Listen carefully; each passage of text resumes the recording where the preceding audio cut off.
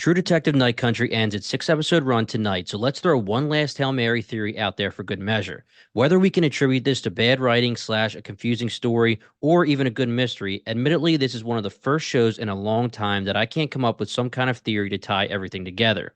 I'm not saying that I'm always right with my theories, but I can usually come up with something interesting that makes sense to me. But either way, let's do our best here and let's talk about Blair.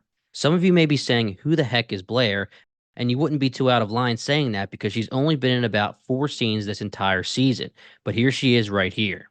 So, for a quick reminder, we first meet Blair in episode 1 when Navarre visits the Blue King Crab Factory because Blair's boyfriend beat her up and her friend retaliated by hitting him with a metal bucket. In this scene, if you look closely, when Blair's tending to her facial wounds, you'll see that she has 2 fingers missing. Why is that scene important? Because in episode 2, Pete finds fingerprints on the scientist's shoes that can't be traced but look like there's 2 fingers missing. The next time we see her, Danvers is following up with the cleaning lady friend B, and she's asked about the spiral symbol, and she seems very uncomfortable and sketchy when it gets brought up.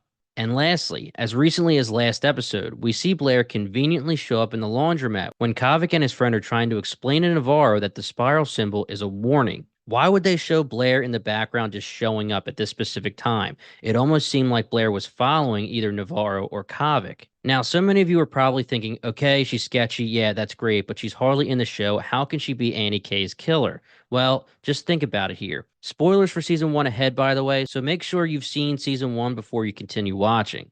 In season 1 of True Detective, it's the same exact scenario. It is revealed that Errol Childress is the Yellow King and is the big bad of the season, but we only see him sparingly, and when we first meet him, he's just a groundskeeper mowing the lawn at a school.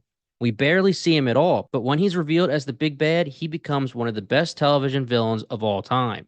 So, we have our final Hail Mary theory for the killer. Now, what is the motivation? Why would she have killed Annie K? To be honest, I can't come up with a good enough scenario at this time other than she is working for Salal under the radar. And admittedly, that would not be good enough for me when it comes to ending this mystery. This show has been very confusing in terms of where they are going with this story, and I'm going to allow the show to end before I make any judgments, but I am very worried that they're not going to be able to tie this all up in one final 75-minute episode. There are a lot of unanswered questions still to be addressed. Is this Blair's fate or is she a red herring? Is this final 75-minute episode going to be enough to make Blair a great villain? What do you guys think? Let me know in the comments.